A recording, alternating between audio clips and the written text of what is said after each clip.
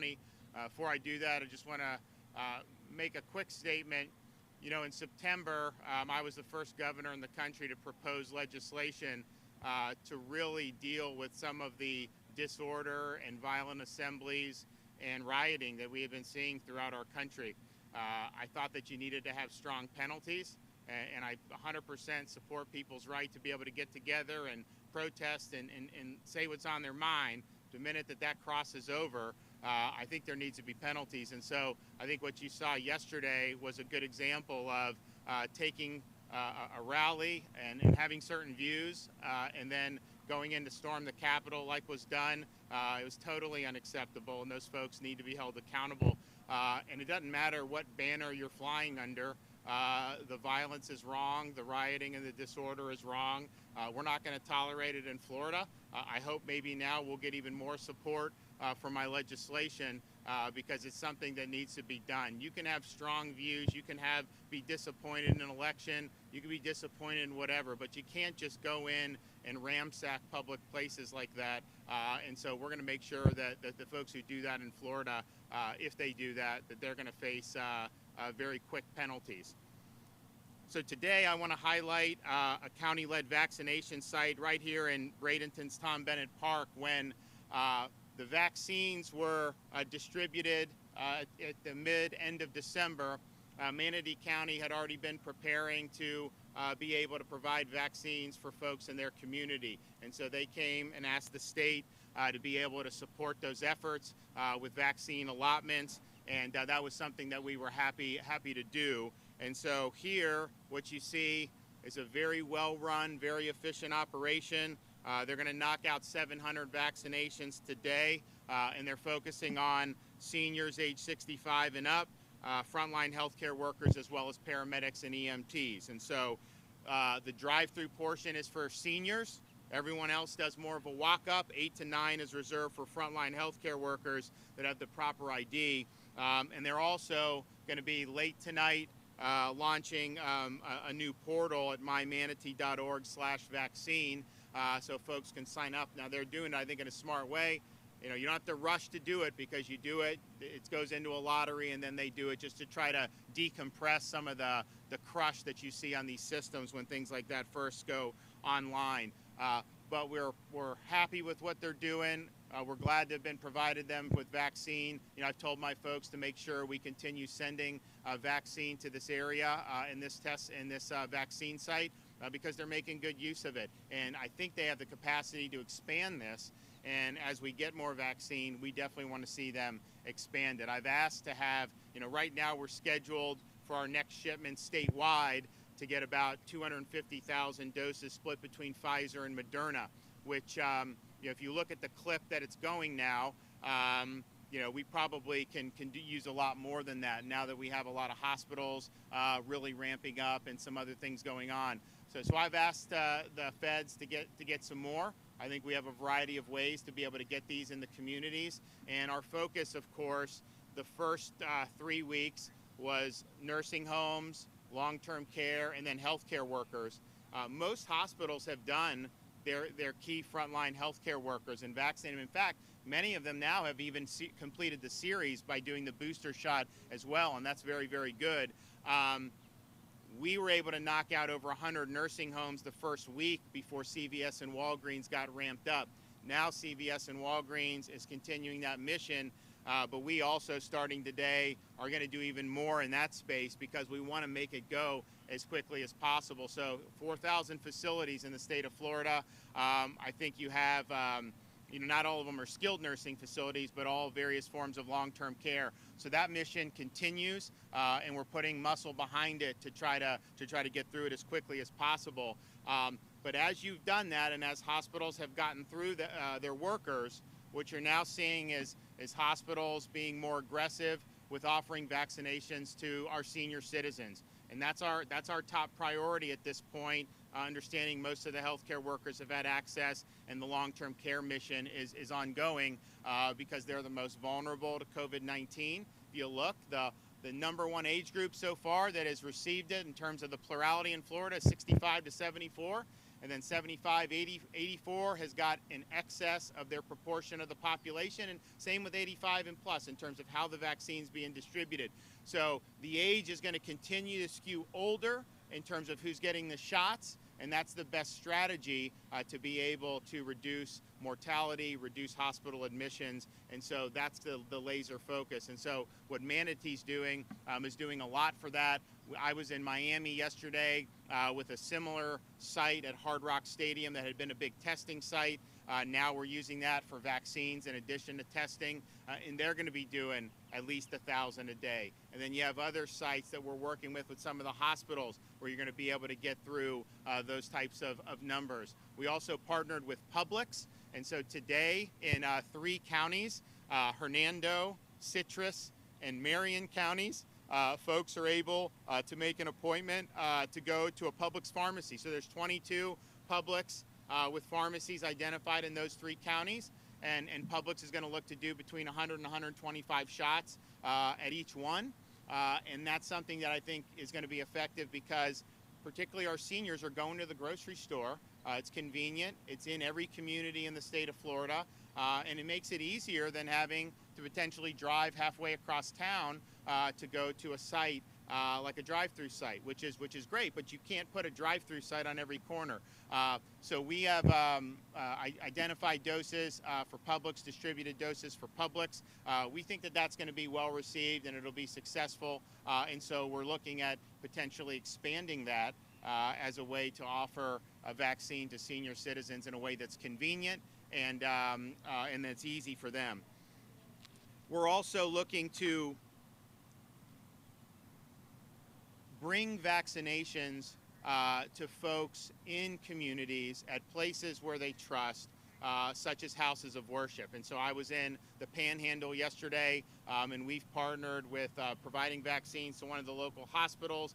They're working with local officials, church and community leaders, and they're getting through at 2 different sites 1,000 a day at each site. We're going to be working with more churches, synagogues, and other places of worship. You know, part of the vaccine issue is we see a really big demand, particularly among seniors right now. And I mean, obviously, we're going to continue to see that. It'll go down as more seniors get vaccinated. But you do see different levels of demand in different communities, you know, race, ethnicity, some of that stuff. So we just want to be able to bring it to folks' communities, have leaders who they trust talk about why it would be a good thing, and then try to make sure that the numbers are strong, you know, across all the demographics. And so you'll be seeing more of that very, very soon. But I think that the decision to focus on our senior citizens is the right one. I can tell you, folks are happy to be able to get this done. There's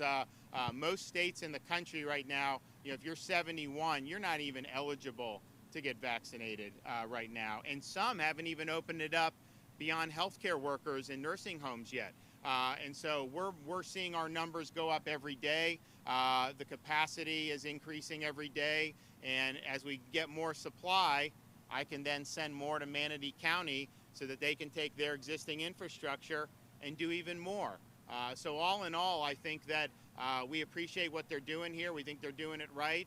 We want to continue to support that, and that's kind of the overriding objective I've given to my logistics folks and emergency management is, look, let's get it to, if someone can get the shots in the arms, particularly of seniors, then let's facilitate that. What we don't want is to have someone sit on vaccine for 2 or 3 weeks and not use it. And so there's vaccine being moved around every day.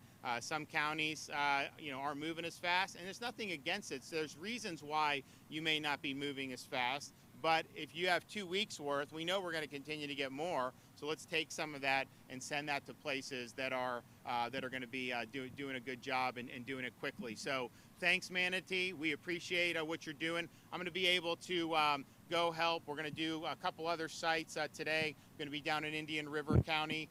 Then I'm also going to be on the east coast of Florida as well. So we're starting to see, and I think what you're seeing is the hospitals that were one of the first 5 that got the Pfizer, they were a little bit ahead of all the other hospitals just because they were able to vaccinate and they were working on their staffs.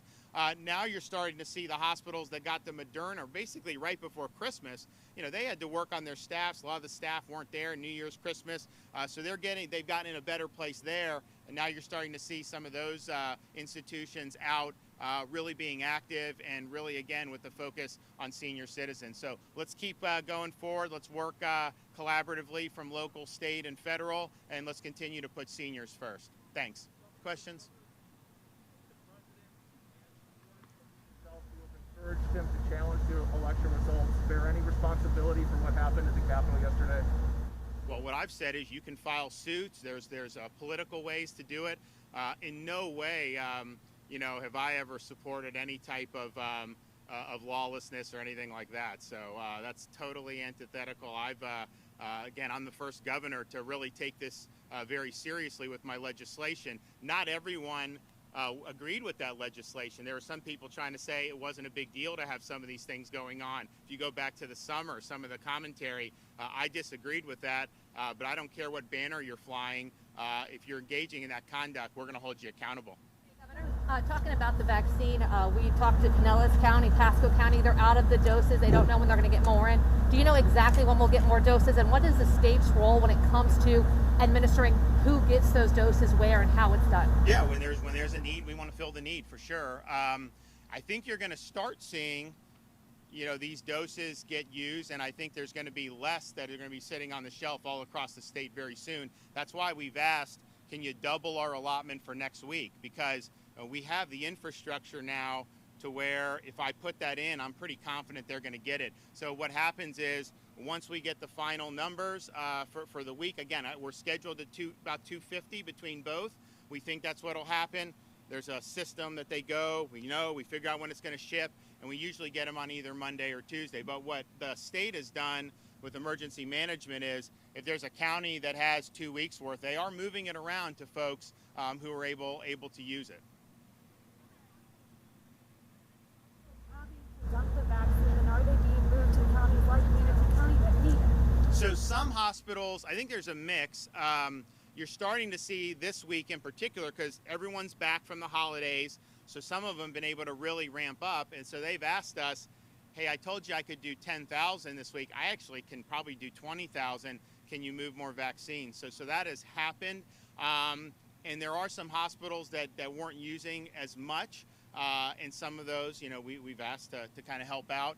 But I think that you're starting to see everyone get in a pretty good groove. And remember, the allotments we have, there's tens of thousands of doses additional that are at CVS and Walgreens for the long-term care mission. And so they're going on a schedule, and that is what it is. And then there's also a lag in the reporting. And so if you look at one county and they say there's X number of shots, there's surely more than that because sometimes this stuff takes 72 hours to trickle in to everything. And so that's, I think, the nature of what we're dealing with. But we the first couple weeks, particularly over the holidays, there were definitely some hospitals, that had a lot of supply. And if you look at like New Year's Eve and New Year's and Christmas Day, there weren't a lot of shots being administered at hospitals on those days. But you kind of understand why that was the case. So, yes, ma'am. Last one.